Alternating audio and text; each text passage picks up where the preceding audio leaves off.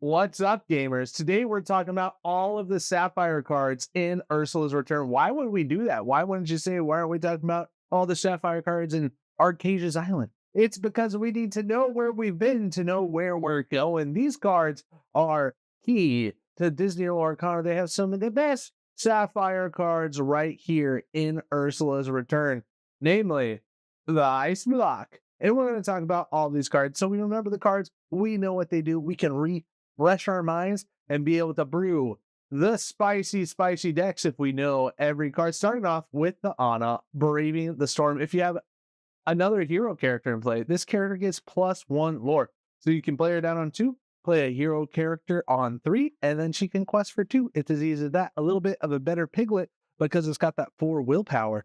So it can survive a lot of things, and it can quest for hopefully at least 3, maybe 4 sometimes. Ursula's Return was one of the last sets where we had alphabetical cards, which was just so good. Look at this. 2 on a character glimmers side by side because they're in alphabetical order. Nowadays, we don't get it. We'll have like Maleficent as number 1 and a Maleficent down here.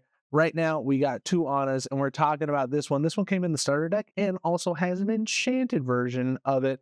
2/4 stat line, unimpressive, but its ability goes crazy. It says whenever this character quests, your other hero characters gain +1 more this turn. There's lots of hero keywords out there. You'll know that it has a hero keyword if in its attributes it says hero right there. And one of them that shouldn't really have a hero keyword is Tabitha Mutton Fudge. She was just a bully, dude. And then she gets the hero keyword. Don't know what that's all about. So you're getting 2 lore. And then check it out. If this quest, it gives your other hero characters +1 more. So if you have this character on board, if you have another hero character in play, this character gets 1 more. If you have this character and then that other Ana quest, it gives it +1 lore. And then since that other Ana's on board, this thing's questing for 3. It's a whole deck by itself just playing Ana with Ana. You can get the major lore gains right there. The Ariel, this is one of the very few cards with Flounder on it. We're happy to see Flounder making a cameo on any card. This one's the Treasure Collector, the 3/4, and it's got Ward. Ward is so good because you could put this down, and then you could Lucky Diamond it for 5, and they wouldn't be able to remove it with their Medusa is what would take this out. She's holding the hidden Ink Caster here. Love to see it. And then her ability, while you have more items in play than each opponent, this character gets +2 lore. So it can have 5 lore when it quests, or you can Lucky Diamond it for 5 and then quest it, and that's 10 lore right there. Kind of a little bit of a better bell because it's got the ward on it, so it's able to stay around for a little bit. This is another Floodborn Aurora. All the way back in set 1, we got a Floodborn Aurora, and now in set 4, we got Aurora the Lore Guardian, Floodborn Hero Princess, 3/3 stat line, quest for 2. She can shift for 2. 2 shifts are always a good deal, and there's a few one cost Auroras that you can shift this onto. It says opponents can't choose your items for abilities or effects. So if they are choosing an item to banish, boom, you can't get it. It's basically ward for your items. Then it has the royal inventory. You exert this character. No, it says you exert one of your items. That's what it says. We shouldn't just assume what the exert means. It says exert one of your items. Look at the top card of your deck and put it on either top or bottom of your deck. So you can also quest with this, and then you can also scry a little bit. You can be like, oh, do I want to draw this card next turn? Is it going to win me the game or not? And then you're going to be good to go. Kind of a good one. Didn't see a whole lot of play. Budget Princesses is the top deck that it's in. I like it. It's not that bad. This is a 2-cost Aurora, and it's got Ward, and it's got a 1/3 stat line. Pretty good to have the Ward key ability. Her music fills the Luminary Gardens with joy and light, but the great Illuminary is crashing down in shimmering sky. So it turns out this Aurora, Tranquil Princess, probably isn't with us today. Dang you! The 3/5 stat line, the Talon Chief, you better talk fast. Your other villain characters gain support. I think we saw this a lot in Ursula's Return. Ursula Returns? That's it. I always say Ursula's, but no, that's right. It's Ursula's Return, not Ursula Returns. There's no S on Returns. What? Storyborn villain, and we saw this a lot in Ursula Returns, was that there was lots of synergy keyword with hero and villain, and that's a good deal. You can find villainy in the most unexpected places. Giving support is all right. It can quest for 2, 5 lore, Didn't really see it played a lot. What is this? 80s deck by Mr. Monkey. And then the next most popular things that Dang Hugh was in a cube. The 480 card cube. I like looking at those things when we're talking about all the cards. This one is Fali, Mulan's mother, 1/3 stat line. That's all right. That sounds just like Aurora, but this one doesn't have ward and cost 1 less. It's all right. And she's got the mentor keyword. We haven't seen too many things that interact with the mentor keywords, but maybe one day this is going to pop off and then it's going to be good. Like all the mentors get +1 lore. That's going to make Folly a real good card. Flounder, Collector's Companion. This is the second ever Flounder card that we got, and it's not the best. You can quest for 2, so you can get a little bit of lore, and then it says if you have a character in play named Ariel, you pay 1 less ink to play this character. So you could pay 2 ink. You could pay 2 ink for Flounder, but even if you pay 2 ink, probably not worth it. This one wasn't the best, and you can see as it is that the top decks with this Flounder card wasn't anything too meta. It was by this Debug guy, and Debug makes a lot of videos that get I don't know. Debug has lots of videos about the same sort of things. Debug, yeah, this is what I'm talking about with Debug, the Chosen, the Taskmaster, the future M&A, Aurora Borealis. What is bro talking about? Is this all of his decks? He used to have so many other decks. What's Debug going on about? YouTube? It looks like Debug stopped making Lorcana videos and started doing a whole lot of other stuff. This is Hades, and lots of us thought that Hades was going to be the next big bad, mostly because of what this flavor text was. We were like, oh, it's not going to be Jafar or anybody else. Like Hades is going to be the next big bad villain that we're going to have to take out in the story of Lorcana. It says this neat little scheme has Ursula's tentacles all over it. That sneaky sea witch. Wait, I can use this. She can keep those obnoxious Illuminators busy while I roll out my own plan. So maybe Hades is still busy doing his own thing, and he's got little Titan models here, and that's kind of cute. I like that he has his little toys on his desk. Think about his scheme. This is Hans, the Noble Scoundrel, 3/2 stat line. Pretty good.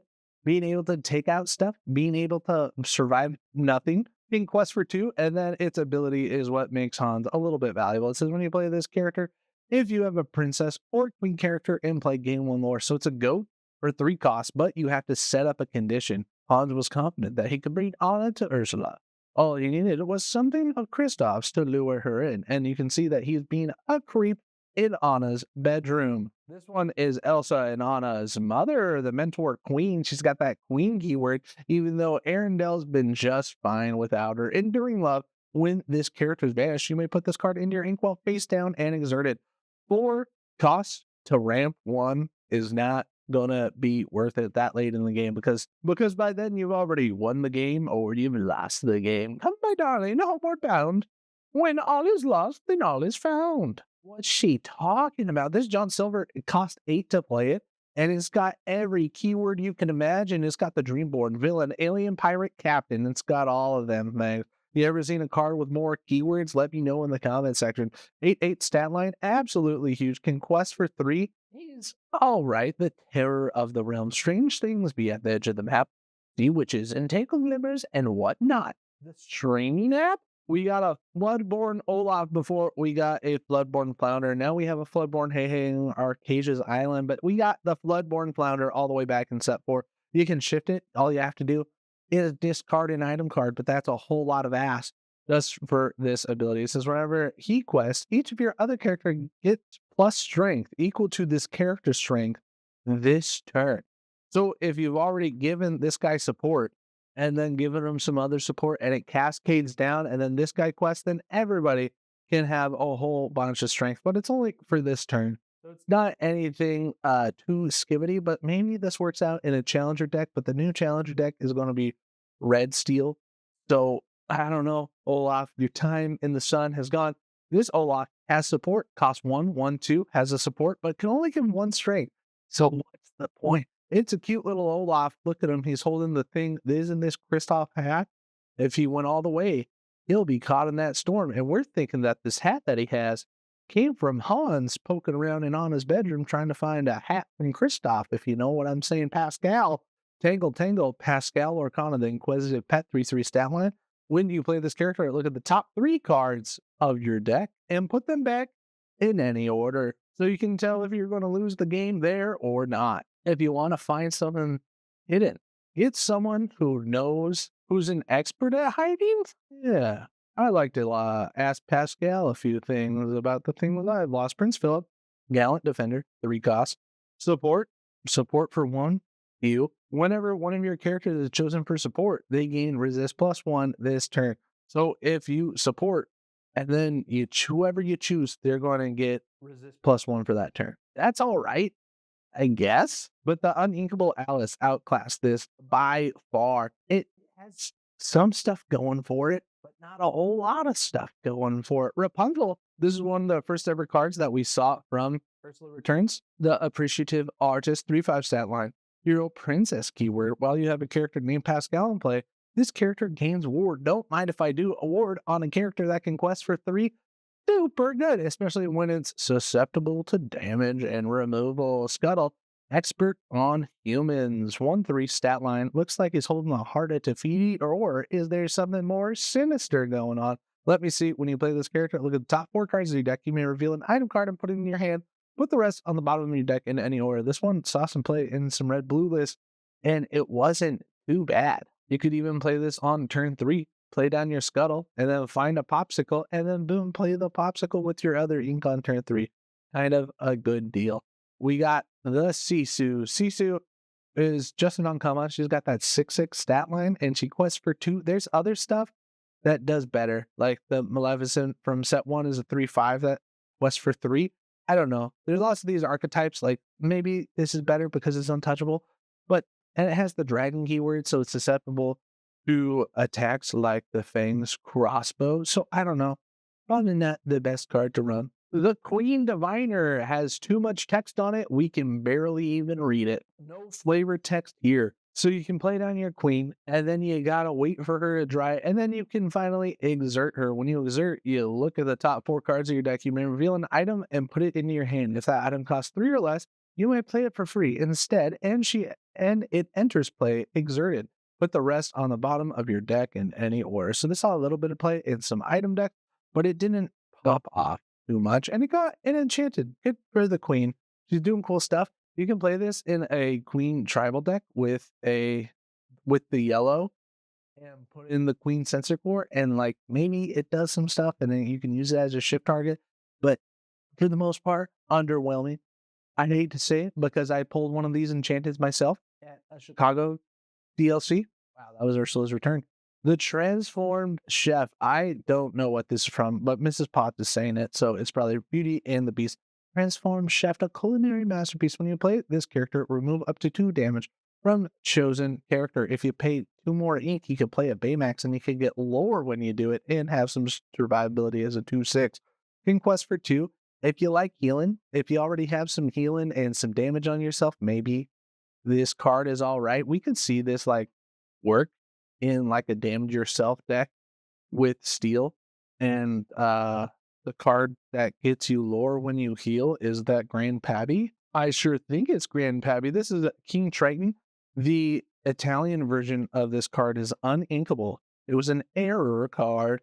Champion of Atlantica, 7/9 stat line, absolutely huge. Bloodborne King, got the shift 6, and then I'd play it in my new Hey Hey deck, but its ability has to have locations. So what's the point? This guy just likes having a whole bunch of land? Makes sense. Opposing characters get -1 strength for each location you have in play. So maybe it would be funny in an Under the Sea type ramp meme, and then Triton can sing Under the Sea. There's a weird combo that you can make Triton work. What is this Operation Triton? It's by Debug. I don't know. Like on Debug's page, he didn't have Operation Triton when we clicked into where's Operation Triton? Does it only show me this many decks? What's going on here? This Triton, kind of interesting. It's got the gleam like ability for a little bit better. You put it down 3/3, a little bit of survivability. You exert, banish one of your items, gain 3 lore. Gaining lore in cheeky ways is kind of cool, but you're not going to use it. This Triton is the Young Prince 3/4 stat line. Superior swimmer. During your turn, this character gains evasive. Don't mind if I do. Don't mind if I take out your Diablo Devoted Herald, Keeper of Atlantica. Whenever one of your locations is banished, you may put that card in your inkwell face down and exert it. It's made to do something. I just don't know what Triton's place is. Tuck Tuck, 2 costs. Tuck Tuck, 2/3. Some say he's easily distracted. They're not wrong, says Raya. And that does it for our character cards. On to our song card. We got 1, 2, 3 song cards in Sapphire this set. This is a song card that says this: sing together mechanic, underrated mechanic for sure. It says look at the top 7 cards of your deck, put 2 in your hand, put the rest on the bottom of your deck in any order. That's pretty good to be able to draw 2. And then if you have somebody to sing this, I don't know, it's pretty good. If you double sing this with Ursula, it's a draw 4. And it's out of the 14 cards that you get to look at. It's a good deal if you double sing this with Ursula, but it's not too good of a deal if you don't. Green is what I said about the Triton. So the Triton costs 3, and then you have to wait for it to dry, and then you banish 1 to gain 3. The Gleam says for 1 ink, you banish chosen item. Its player gains 2 lore. So if you're desperate to get rid of one of your opponent's lucky dimes or something, you can do it that way. Or most likely, you're going to banish one of your popsicles and then get 2 lore that way. Seldom all day seeing chosen character gets -3 strength this turn. It's only for this turn, so it's all right. If you want to be able to challenge into stuff and take no damage back, you can do it. Treasures Untold, I definitely forgot about this card. That's why we're doing these videos, because I definitely don't know what this does at all. Return up to 2 item cards from your discard into your hand. Why would you want to do that? Do you want your popsicles back that much that you're going to spend 6 ink or have a character sing it? Maybe. The Field of Ice item has an icy defense. Whenever you play a character, they gain resist +1 until the start of your next turn. That's what we like to see, but it only lasts for the 1 turn. It's not like a permanent thing that I got resist +1. It's not like a Cogsworth. It makes sense. It's all right. Field of Ice, kind of cool. Great Stone Dragon, a really interesting ramp item. It's a sleep ability. Says this item enters play exerted. Ooh, but then the next turn, it has the Awaken ability. You exert it, put a character card from your discard into your inkwell face down and exerted. So if you're heavy on the characters, you can just take them right from your discard, put them in your inkwell, but you have to wait a turn. So it's a ramp on turn 4, and the ink is exerted. So it's a way worse Fishbone Quill, but it doesn't take from your hand. It takes from your discard. So maybe it's a better Fishbone Quill, but we haven't discovered its power yet. The Ice Block, so good. This card, just the scariest thing in the world. You exert it, chosen character gets -1 strength this turn, and you can just do it immediately. It's so good. Like, I sure hope there's nothing made like this again that gives negative strength when you ink something. That would be absolutely crazy. Frozen ink can be harvested and processed into many useful ends. Is this a Lorcana unique card right here? Is this frozen ink? Froze the foil only 78 cents? I find that hard to believe. Ariel's Grotto, a secret place. It costs 2 to move there, and it's got 7 willpower. That's all right. While you have 3 or more items in play, this location gets +2 lore. Sounds good to me. Any location that can get +2 lore is all right. This one costs half as much as the Queen's Castle. Queen's Castle costs 4, has 7 willpower, and has 2 lore already. So I'd much rather pay the 4 to have the 2 lore just already present on it. That's just my opinion. And then our 3, oh no, we got Winter Camp. This Winter Camp card has a lot of misprints where the foil is only like on this half of the card. Kinda cool. I got one myself. Whenever a character quests while here, remove up to 2 damage from them. If they're a hero character, remove up to 4 damage instead. This is kind of spicy. Oh, I like this. This could be a whole deck. The hero deck. I like it.